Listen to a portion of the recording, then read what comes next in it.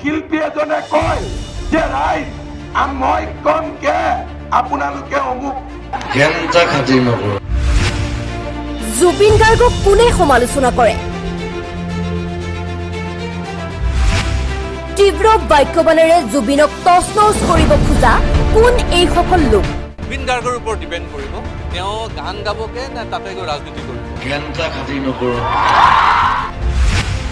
মন্ত্ৰী হিমন্ত বিশ্ব শৰ্মা আৰু দুমুখীয়া চৰিত্ৰ জুবিন গাৰ্গ বিতৰ্কৰ পৰা জুবিন গাৰ্গক আমি অতৰাই ৰাখিব লাগে তেওঁ যদি কিবা কথাত মাতিবও খোজে আমি হাক দিব লাগে যে জুবিন তুমি এইটো আন্দোলনটো নালাগে সেইটো আন্দোলনতো নালাগে কাৰণ ৰাজনীতি কৰা আন্দোলন কৰাৰ কাৰণে বহুত মানুহ আছে থাকিব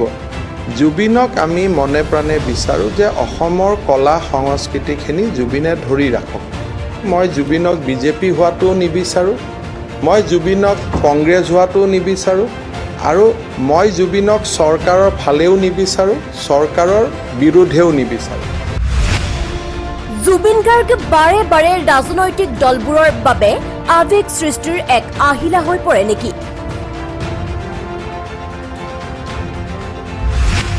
জুবিনক সমালোচনা অথবা প্ৰশংসা কেৱল মাত্ৰ ৰাজনৈতিক শক্তি বৃদ্ধিৰ অজুহাত নেকি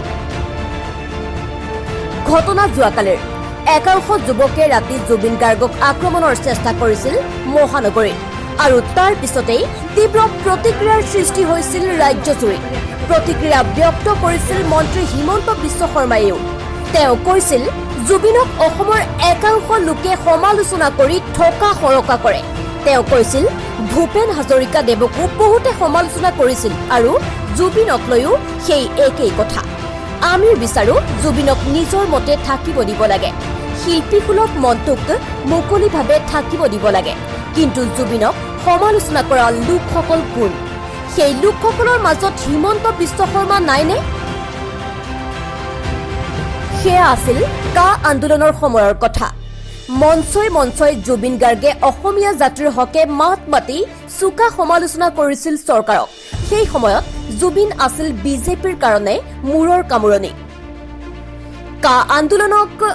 প্ৰত্যাহ্বান জনাই বিজেপিয়ে অনুষ্ঠিত কৰা শান্তি সমদলৰ সভাত আক্ৰমণৰ মূল লক্ষ্য আছিল জুবিন প্ৰতিখন সভাত মন্ত্ৰী হিমন্ত বিশ্ব শৰ্মাই উদাত্ত কণ্ঠৰে জুবিনক আক্ৰমণ কৰিছিল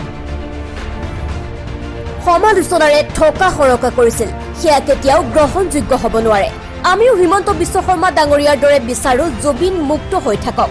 তেওঁক সমালোচনাৰ বিপৰীতে নিজ কাম কৰি যাবলৈ উৎসাহিত কৰক তেওঁক উৎসাহিত কৰক জাতিৰ হৈ ভাষাৰ হৈ অসমীয়া সংস্কৃতিৰ হৈ মাত মাতি যাবলৈ অসমৰ ৰাইজে বিচাৰে জুবিন গাৰ্গে ৰাজনৈতিক দলবোৰৰ বাবে নিৰ্বাচন জিকাৰ এক অস্ত্ৰ নহওক শিল্পীসুলভ মনটোৰে কোৱা কিবা কথাক লৈ জুবিন ৰাজনৈতিক মঞ্চবোৰত সমালোচনা নহওক হাজাৰ হাজাৰ মানুহৰ সন্মুখত কোনো মন্ত্ৰীয়ে অকল জুবিনক সমালোচনা কৰি ৰাজনৈতিক শোভা শেষ কৰি নিদিয়ক নহয়নে মন্ত্ৰী ডাঙৰীয়া news desk report the north east voice Assam